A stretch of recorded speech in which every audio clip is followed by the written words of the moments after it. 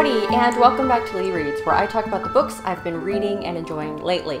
I have got my August wrap-up today, and we're going to start with two newly released science fictions, which I'll pretend to have with me.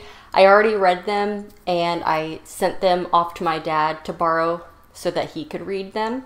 The first, I originally had an e-arc of, but I had already pre-ordered it, which is The Mercy of Gods by James S.A. Corey. This is the first book in a new space opera series by the authors of The Expanse, which is a series that I have really enjoyed, and I really like the TV show as well. This is a first contact type of story.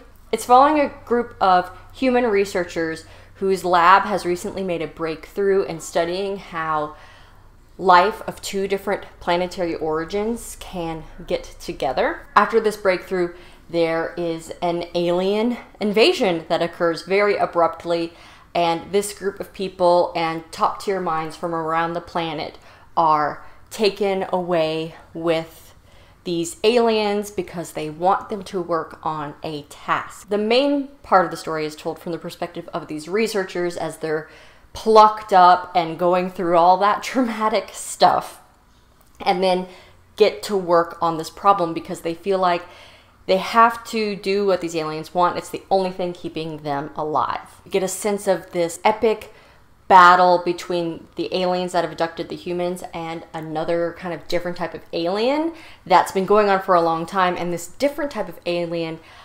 unknown to everyone, has infiltrated that planet before the other aliens invaded, and are now trying to kind of spy and get information that might help them win the war. So there's a lot going on in the story.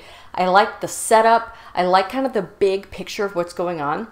The characters weren't my favorite, and I kind of feel like that might be on purpose. They were all unlikable, kind of in their own different ways. There was maybe one character that I actually really liked. That said, even though I'm normally a character-driven reader, I want to find out what happens next in this large-scale story and see how this human group will impact what's been going on between these other aliens. So definitely a space opera. It is kind of violent and dark a little bit, especially at the beginning, so just be aware of that. I think that might have taken down my enjoyment just a little bit, but not all alien interactions are peaceful, right? The next science fiction I read was The Bound Stars, which was the concluding book in the trilogy The Devoured Worlds, which begins with The Blighted Stars. The three books in this trilogy have come out rather quickly, like within just over a year. I've spoken of this trilogy many times before, so I won't belabor the point too much, other than the first book is more of like an action survival kind of story where a ship crash lands onto a planet and these group of people have to survive. It was a planet that was supposed to be terraformed, and being on the planet kind of awakens everyone to this big problem that's going on with the terraforming process. There's an entity that has a mind of its own that uses some of the substrate they use for terraforming. But on top of that, you have these very powerful merchant houses that tend to control different aspects of society, and they're very wealthy and very powerful, and you have a group that's kind of rebellious against that. And of the people that are on this ship, some were like saboteurs from that rebel group, and they get thrown together. I really like how the plight expands throughout the trilogy, not only between the mercantile houses and this rebellious group, but also with the entity that has a mind of its own. And this third book, it's really like the chickens are coming home to roost, and it's really kind of answering and getting back to a lot of the initial problems that were questions that were asked in the first book. So I thought it wrapped up the trilogy really nicely, and I highly recommend it to people who like space opera, especially if you want a little bit of a survival feel in that first book. Then switching gears, definitely, from space opera, we have cozy fantasy, The Spell Shop by Sarah Beth Durst. I purchased this one because of the cover. I'm using it for my R Bingo card for like judge a book by its cover. This has been pitched and it's out there that it's a romantasy, but it's really not. The romance is like a backseat, really not an important factor of this book, which kind of disappointed me because I like romantasy. But when I read the authors afterwards, she said every single chapter in this book, she wanted there to be something in it that made her smile. So truly cozy fantasy is the goal here, with just a little bit of conflict. The main character is a librarian in the great library of this empire, and at the beginning, other people are overthrowing the emperor, and the library is about to be burned down. So she and her assistant, which is a talking spider plant, a sentient spider plant, manage to save some of the spell books and flee. The only place she can think of to flee is the little tiny, close-knit island where she grew up, and she hasn't been back in a long time. So she washes up on this island. She has her old family home that no one's lived in for a long time and is trying to figure out how to live, and ends up illegally using these stolen spell books to not only help herself survive, but to help the people who live on the island. And like I said, it's cozy. It is very sweet. The people on the island are very, supportive. And so it's a really kind of calming book. It reminded me of reading A Psalm for the Wild Built by Becky Chambers, that monk and robot kind of duology. Very kind of calming, a little bit of tension, not too much, very sweet, and definitely recommend it if you like cozy fantasy with not a lot of existential dread.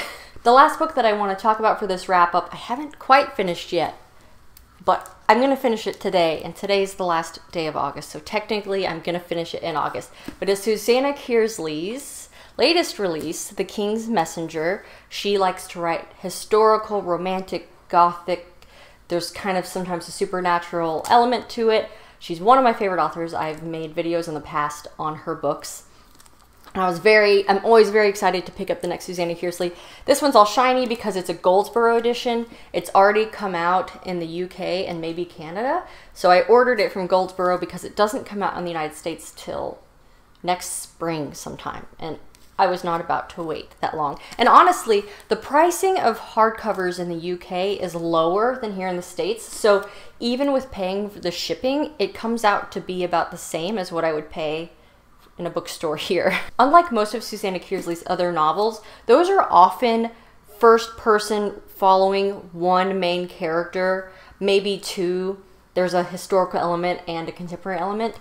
This one is all in the historical element in This one is all in the historical element in England and Scotland in the early 1600s, set in the time point of King James. So it was like Mary, Queen of Scots' son. A lot of her stories deal with the Jacobites and things. That's not a super focus in this one. And it's following several different characters, so we don't get as in-depthly connected with the characters as we do in some of her other books. But using these multiple viewpoints, it really helps to lay out the scope of the story. Prince Henry has died. There's concerns that he was poisoned, and this king's messenger is being sent to retrieve the man who the king and queen think can answer questions about their son's death. Traveling with him is a scrivener who is an ailing older man. The scrivener is there to write down everything that the arrested person says, and because his health is not very good, his daughter, who is in her mid-20s, goes with them to help take care of her father. The romantic backbone to the story, because Susanna Kearsley's always have a romantic backbone, is between the king's messenger, Andrew, and the scrivener's daughter, Phoebe. They have kind of a rocky history, so they've known of each other for about 10 years and have never really gotten along well. And I like how the story explores like kind of why they are the way they are and why they think of each other the way that they do. Some societies can be very classist, and it kind of delves into that as well. So I'm not totally done with the book yet, but I'm really getting there. I'm really liking it. Not my favorite because we don't have as much emotional depth, but it's still a fun story, and of course very, very well researched, and I'm learning about a small period in history that I didn't know too much about before. Those are the books that I have read and enjoyed this month. Thank you so much for watching. I hope you enjoyed the video. Please tell me your favorite book that you read this month down in the comments. For anyone curious, yes, I still have all 4 kittens. They're playing in the room right now. And after this video, I'm gonna try to let them loose in the house and see what happens. So fingers crossed that that goes well. As always, don't forget to support your local library. Thanks.